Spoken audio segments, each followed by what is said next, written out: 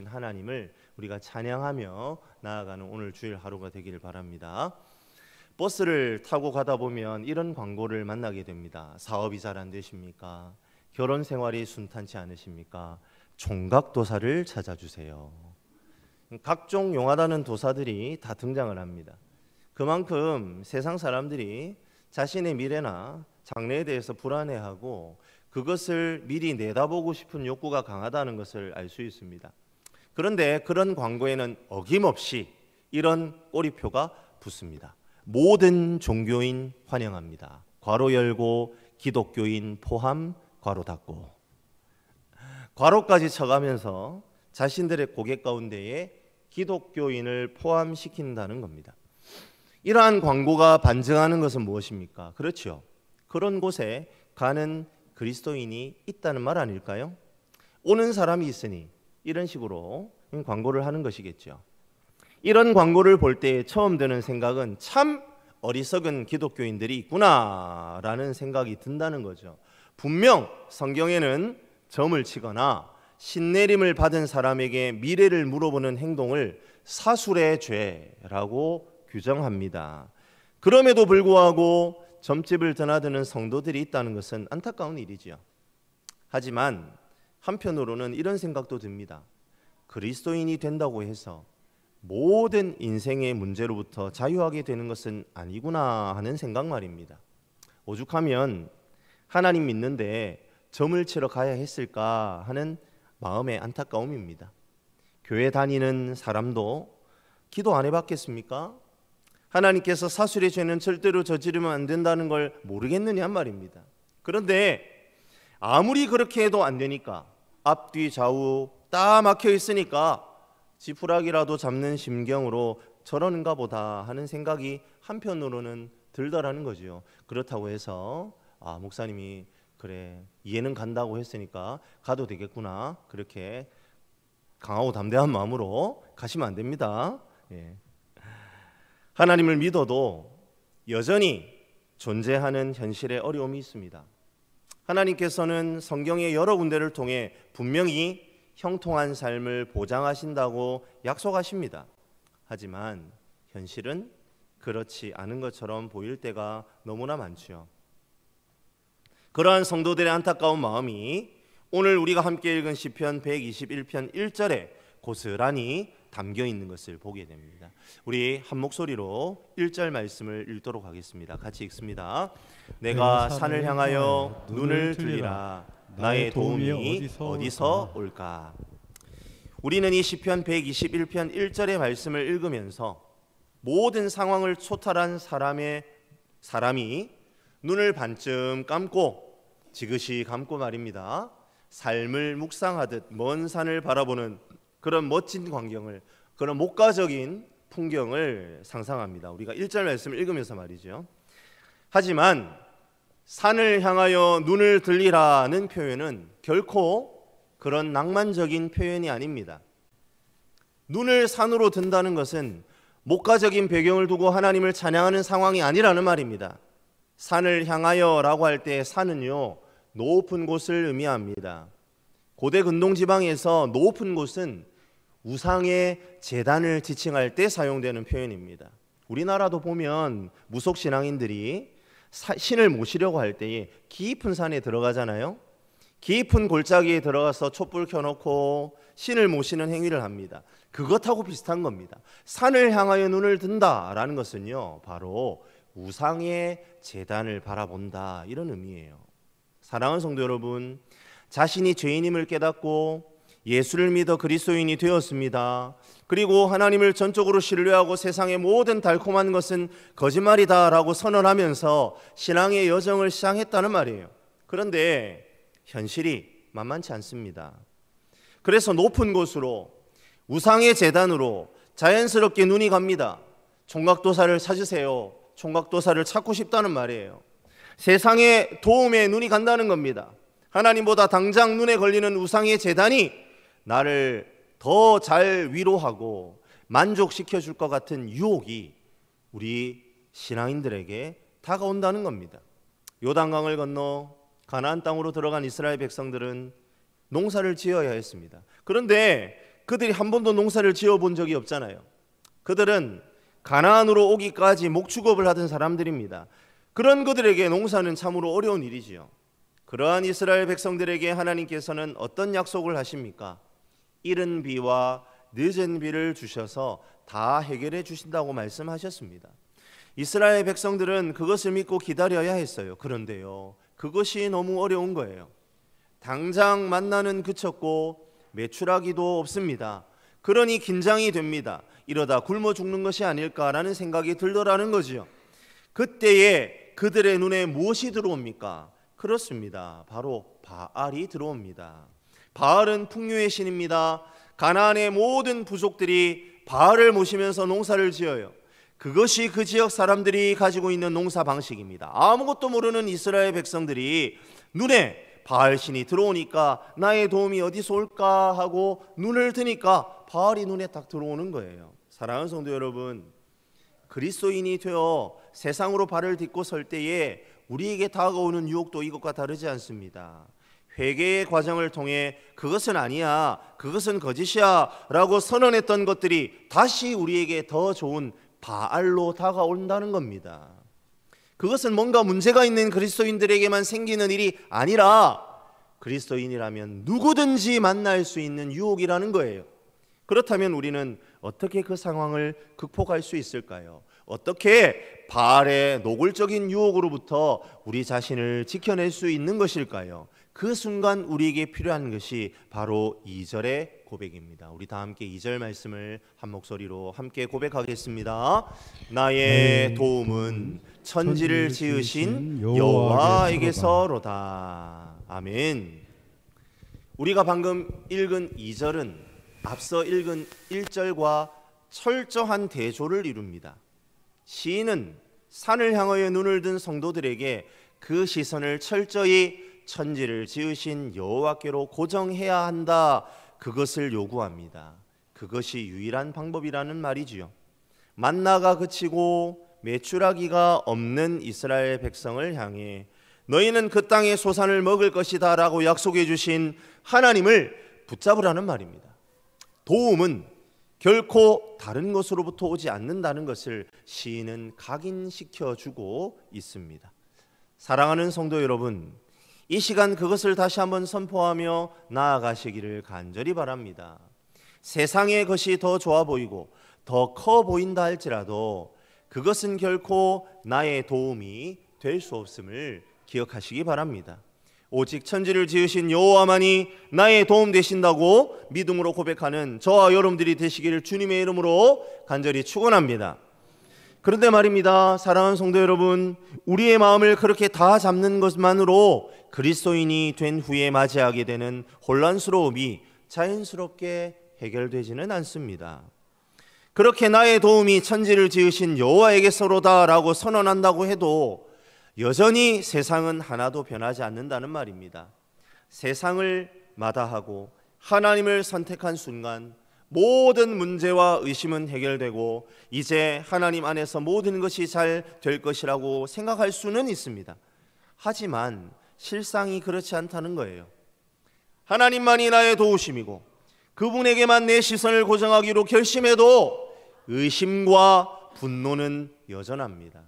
예기치 못한 사고와 육체적 질병으로 병원 신세라도 지게 된다면 우리의 마음은 끝도 한도 없이 나락으로 떨어지게 된다는 것이지요. 그리고 우리의 마음을 비집고 올라오는 생각이 하나 있습니다. 하나님만이 나의 도우심이라고 결단하고 그분만 바라보고 있는데 왜 이리 일이 풀리지 않는 걸까? 그래, 이런 상황이 발생하는 이유는 지금 무언가 하나님과의 관계가 잘못되었기 때문이야.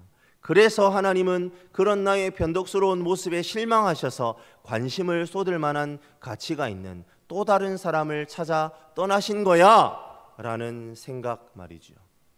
물론 우리의 죄로 인하여 당하는 고난이 있을 수 있지요. 하지만 우리가 주님을 따르기로 결정하고 당하게 되는 애매한 고난은 우리의 과실 때문만은 아닙니다.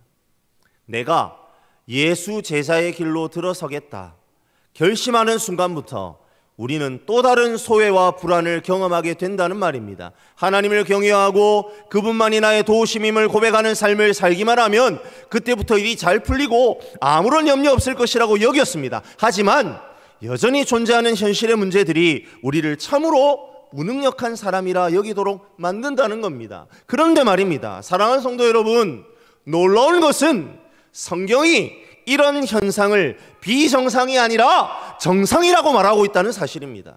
바꾸어 말하면 성경 어디에도 신앙생활이 삶의 역경을 면하게 해줄 것이라는 임시를 희미하게라고 비친 적이 없다는 말입니다. 오히려 신앙의 여정은 역경을 만나게 된다는 사실이 성경 도처에 깔려있는 진리입니다. 대표적인 예를 우리는 주님이 가르쳐 주신 기도에서 찾을 수 있지요. 주기도문의 6번째 간구가 무엇입니까? 시험에 들지 말게 하옵시고, 아닌가요?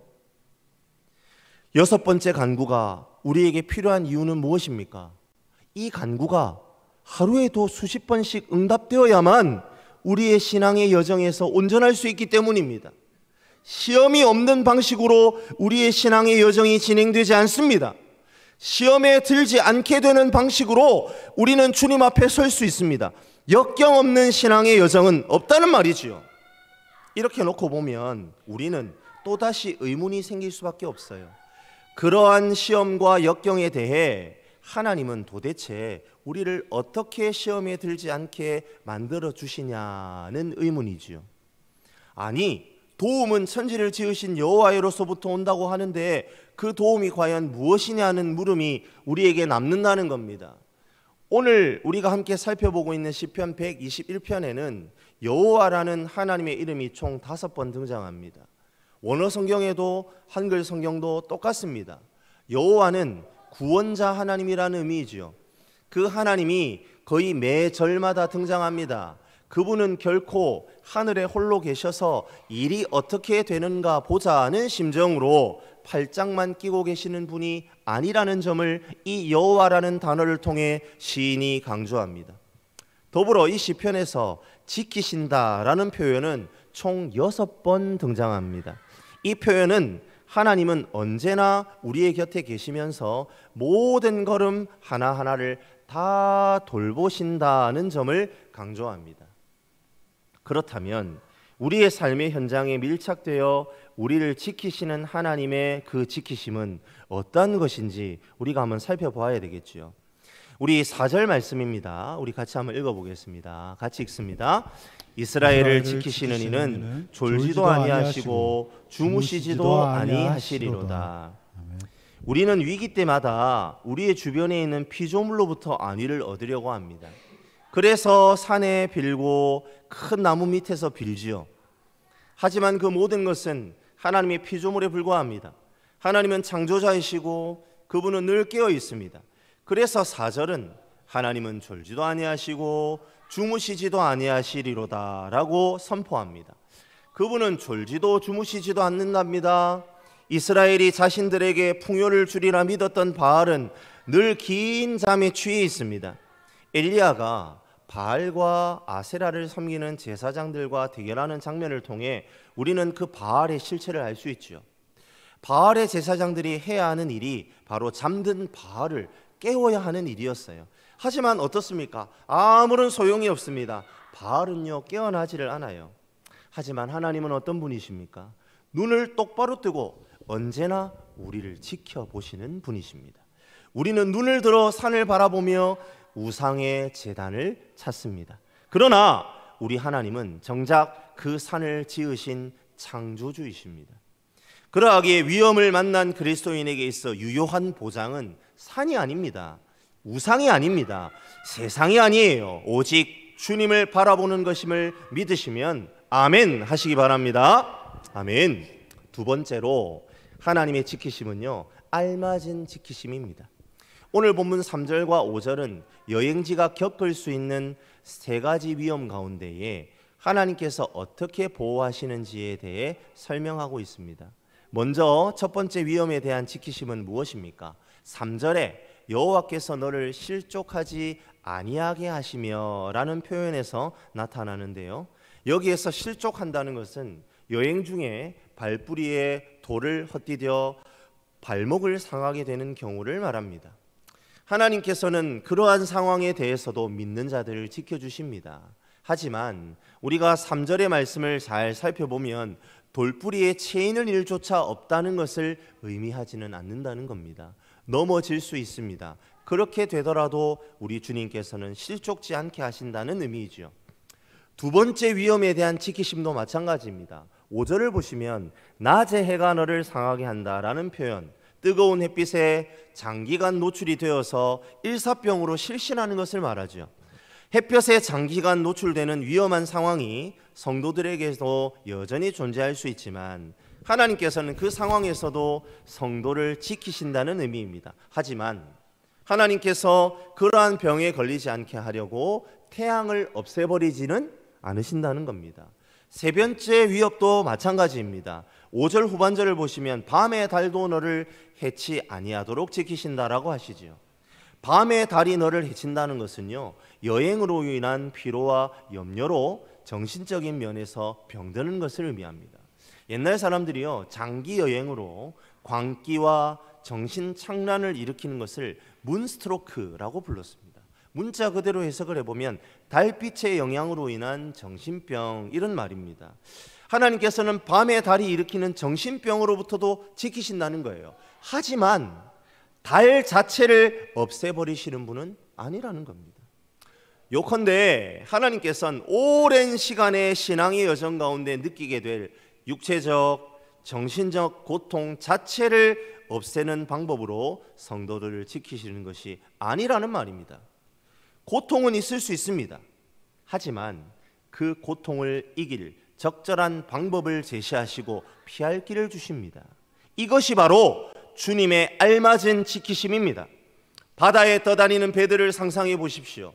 바다는 우리가 상상하는 이상으로 물이 많고 깊습니다. 하지만 그렇게 크고 넓은 바다 속에 있는 엄청난 양의 바닷물이라 할지라도 결코 바다 가운데 떠 있는 배를 침몰시킬 수는 없습니다. 배 안에 물이 들어차지 않는 한 말이죠.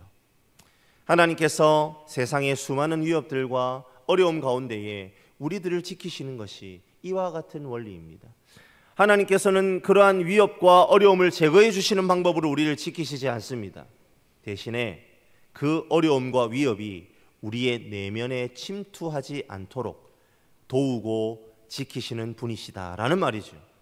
그 어떠한 악한 세력도 하나님의 부르심과 목적에서 우리를 분리시킬 수 없다, 시인은 외치고 있습니다.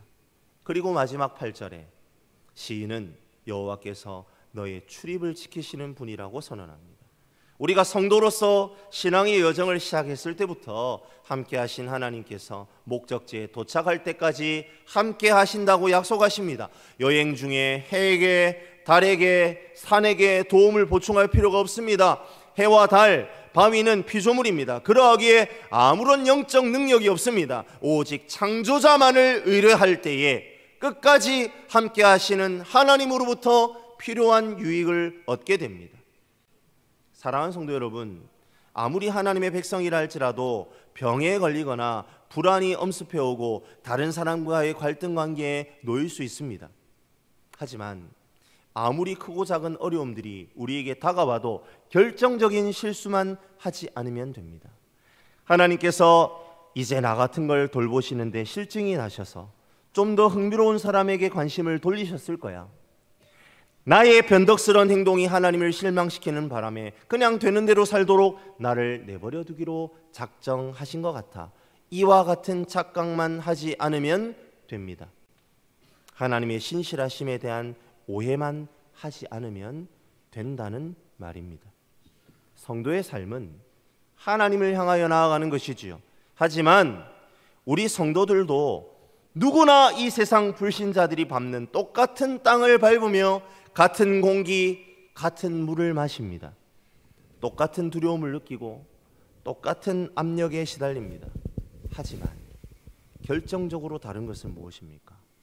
걸어 다니며 숨 쉴 때마다 우리가 하나님의 보호 아래에 있음을 믿는 것입니다. 그분과 동행하며 그 통치 아래에 있다는 것을 깨닫고 있다는 점, 그것이 바로 세상을 살아가는 불신자들과 우리의 차이점입니다. 말씀을 마무리합니다. 사랑하는 성도 여러분, 한 해의 절반을 달려왔습니다. 그리고 오늘은 맥주 감사 주일입니다. 우리는 오늘 무엇으로 감사의 제목을 삼아야 할까요? 그렇습니다. 세상의 사람들과 똑같은 의심에 시달리든지 고통에 머무르든지 간에 주님이 모든 악에서 우리를 보호하시고 현실에서의 삶을 지켜주신다고 믿을 수 있다는 사실이 바로 우리가 하나님께 보여드려야 할 감사의 제목입니다. 또한 세상과 우리 믿는 사람들의 결정적인 차이가 바로 그것이다 라는 사실을 믿으시기를 바랍니다. 이 시간 어떠한 상황과 형편 가운데에서도 시험에 들게 하지 않고 다만 악에서 구하시는 신실한 하나님을 믿고 신뢰하며 승리하는 삶을 살아가기로 결단하는, 그리고 남은 한 해의 절반도 그렇게 힘있게 살아내는 저와 여러분들이 되시기를 주님의 이름으로 간절히 축원합니다.